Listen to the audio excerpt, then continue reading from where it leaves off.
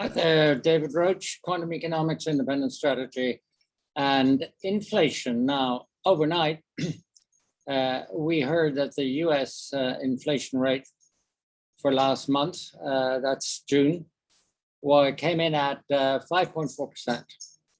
And there was great rejoicing. Markets went up, even though this rate is the highest rate in this cycle and matches that of last month. But markets being what they are, the major participants in terms of the professional forecasters took solace from the fact that used car prices dropped 0.3%.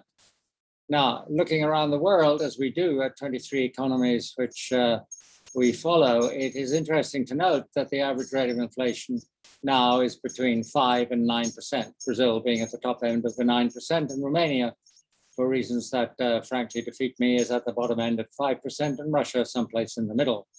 But the reality is that higher inflation is not a US speciality. It's everywhere. Attributing it to used cars is kind of specious, because most of these developed economies which have got the same or worse inflation problems do not have used cars. In fact, most people there don't have cars at all. So actually, this is a worldwide phenomenon. And most central banks in most of these countries are already tightening policies, are being very explicit about the fact that they intend to do so shortly, even in the UK, for example, which is not an emerging market, but it is an economy run by a populist. We're looking at a central bank which has said, well, you know, the party's over, or it is about to end. So why is the US the exception? Well, partly because the pain threshold in the US is extremely low, and partly because there is so much money printing and so much financing of the government by the Fed and the central bank that it would be almost impossible to unravel it without some form of financial catastrophe ensuing. So where are we going to go from here? Well, I'd point out two things: that if CPI is going to stay above 5%, and I'll give you the reasons why I think it is in a minute, then bond yields, you know, are below 2% even for 30 years, and that's an unprecedented gap, meaning that you get paid a negative yield on your money, even if you lock it up for 30 years with the US government. Secondly, if you look at nominal GDP growth in the US, well, it's pushing 10%. Even if it is coming off the peak, it is 10%. I've never seen a gap as big between the nominal bond yields and nominal GDP growth in the whole of my over 60 years of doing this particular type of job. So that, on two accounts, it points to one of two things being unsustainable: either bond yields or the CPI. Now, let us think for a minute about how inflation forecasts are made, because I think that's important in getting to grips in how quantum economics forecasts things and why its forecasts are so out of the consensus on this particular inflation topic. First of all, the Fed has, in fact, created its own inflation, but verbal inflation, not just financial inflation, by the use of the word transitory. It has repeated this word so often that it has all but used its meaning, except, of course, for traders in champagne bars, for whom a word repeated endlessly, or a lie repeated endlessly, or a non-fact repeated endlessly becomes truth, or at least it becomes a credible form of truth. Now, Donald Trump was not the first populist to invent the fact that repeating the same lie sufficiently will actually gain it credibility. But frankly, the use of the word transitory is about in the same category. Now, think about how committees work. If you have a person in a room making a forecast, and that person is bright, and you take an equally bright second person and put them in the same room to make the same forecast, the result is not a more intelligent forecast, it's a less intelligent forecast than the sum of the two people's intelligence.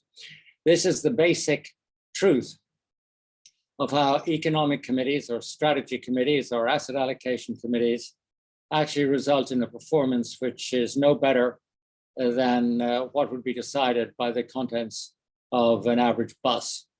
It is because there is a convergence towards the mean, and that mean is, in human terms, pretty mediocre.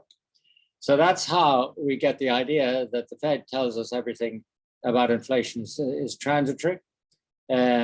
Committees decide it is transitory, and the consensus on Wall Street is, and every other street that deals in financial matters, is that it is transitory. Now, along comes then a fact, and the fact, let's say it contradicts the forecast. We have to understand how the consensus, the committee-generated consensus, deals with contrary facts. Well, they will, of course, write to you or communicate with you in how they do it, and they will tell you that despite this fact or that fact having changed, their forecast has not changed and the facts are irrelevant. In a sense, this is like having core inflation versus headline inflation. The guy in the street doesn't know that there is a core inflation because what he's paying with his salary is headline inflation, so he doesn't give a damn.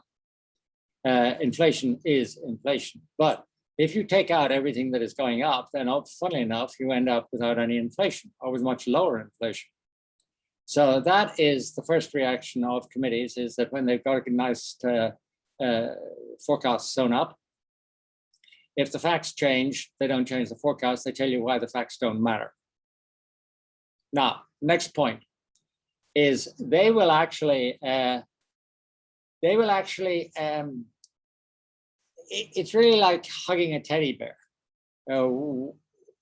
When you've torn the legs off and the limbs have been torn off, you can still go on hugging it and saying it's a teddy bear, but it's no longer a teddy bear. And that is exactly how consensus committee structures deal with economic forecasts when the facts no longer support the forecasts. And this is exactly where we are now. Let me then turn to the matter in hand, which is to tell you why I think that we've only begun to hear the story on inflation, and we've only not even begun to see the inflation story reflected in asset prices.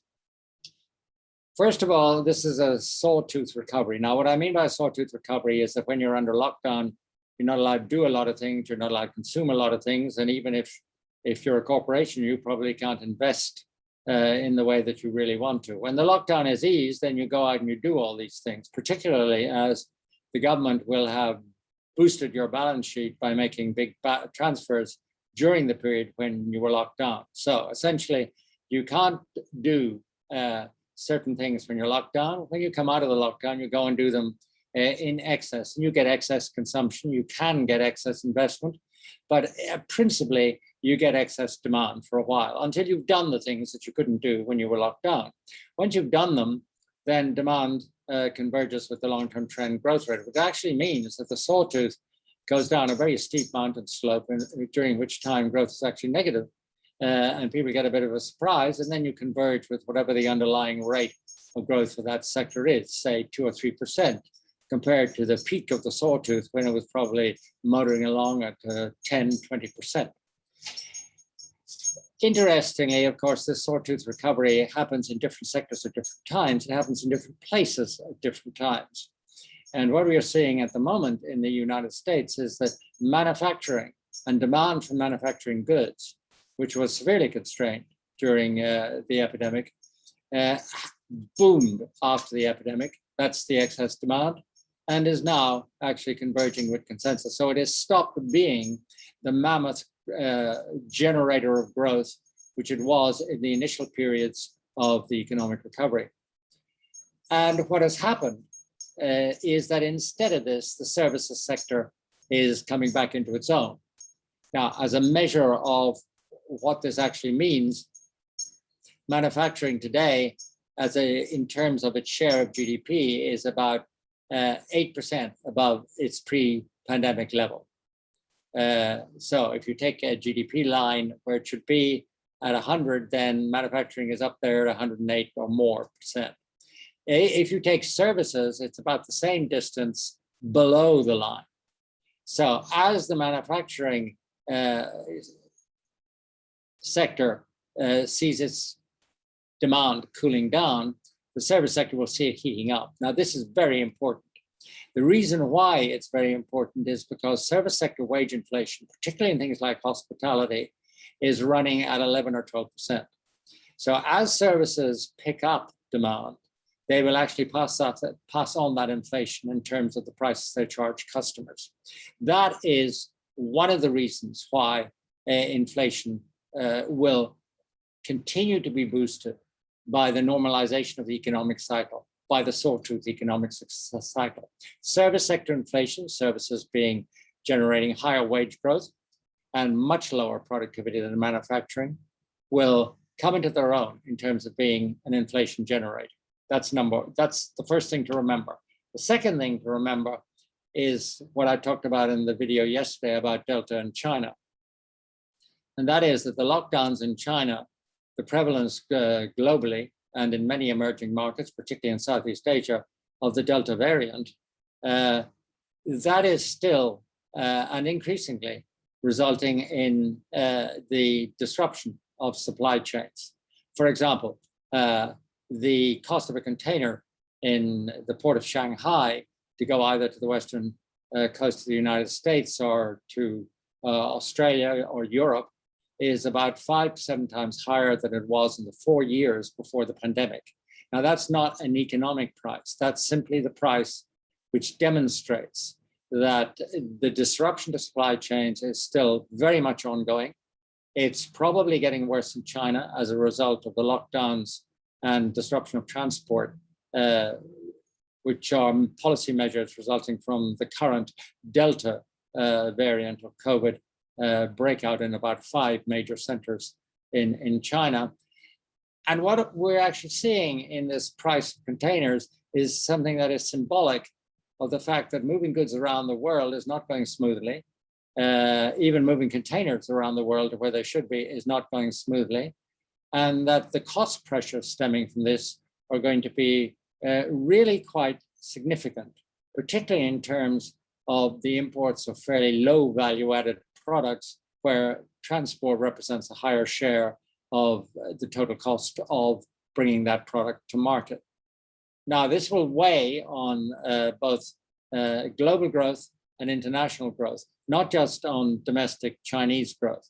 It is, in a sense, an accelerated form of deglobalization. And deglobalization itself is, of course, going to add quite significantly to inflation rates around the world in the coming years, not just in the coming months, because globalization was an extremely efficient way of producing things at lower and lower cost due to the competitive labor costs of giant labor forces in emerging markets. But nowadays, because these supply chains have been seen to be politically vulnerable and to be vulnerable from all sorts of other exogenous shocks which hit the world, like the COVID pandemic, like the blockage of the Suez Canal, that corporations are bringing the jobs onshore. Of course, bringing them onshore, while helped by robotization and automation and artificial intelligence, it is still not as efficient as what we had under globalization. So what that does is that it increases inflation, it increases the cost of the goods. That is a price which corporations are prepared to pay to get the security of the supply chains, but it is ultimately a price which the consumer of those goods, or the buyer of those goods in the final market is going to be asked to pay. And that, of course, is just inflation. The final point to remember is this, as regards the drivers of inflation. We're coming out of COVID with very big social inequalities between the haves and the have-nots. The highly skilled are making more and more money. The lesser skilled are making less and less money. The rich are making more and more money. And the people who don't have a lot of financial assets or houses are not making anything like as much money. So the differential between the haves and the have-nots is growing worldwide, not only in China, by the way, but everywhere. With governments, which are probably 20%, 1/5 of GDP bigger now than they were when they went into inflation, into COVID, they are going to have to keep the people semi-happy. Social transfer, social income, you name it. All these things are going to have to be paid for by government. And how do they get paid for by government? given that the government's debt to GDP ratios are now well north of 100%, the answer is the only way they can be paid for is by keeping the unholy marriage, or the marriage, as I call it, made in hell, between central banks and governments alive and well, which means the governments spend the money, the governments don't have any money, they issue debt, the central bank buys the debt and prints the money to give to the government. That is what I call the marriage made in hell.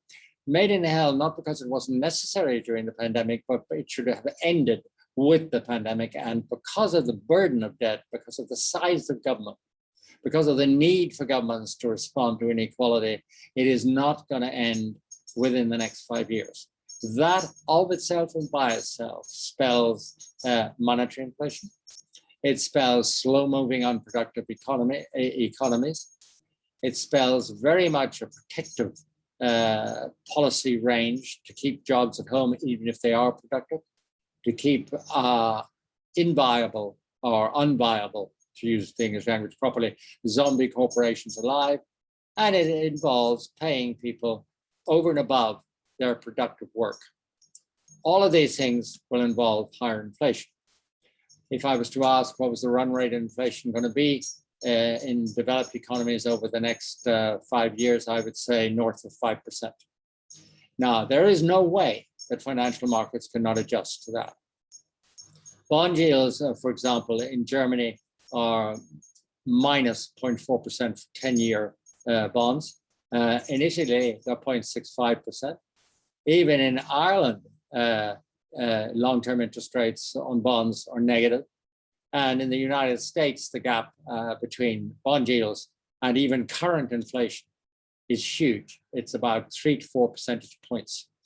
Now, over history, that cannot last. Bond yields will have to react, and they will be much higher, probably of the order of 200 basis points higher than they are today, maybe more, even with the efforts built into that estimate of central banks to hold interest rates down, as they must in order to prevent governments becoming insolvent. But they can't hold them down completely. Equity markets don't get away with this. Essentially, if you raise the discount rate by that much due to inflation, then, and bond yields, so the discount rate for equity earnings reflects both the bond yields and inflation, or a mixture of both. That discount rate is going to be much higher, which means that the present value of future earnings is much less. But there is another risk, and the other risk is that, of course, because you've got inflation, you have a much greater cyclicality in economies. It actually gives you a stop-go cycle in terms of economic output.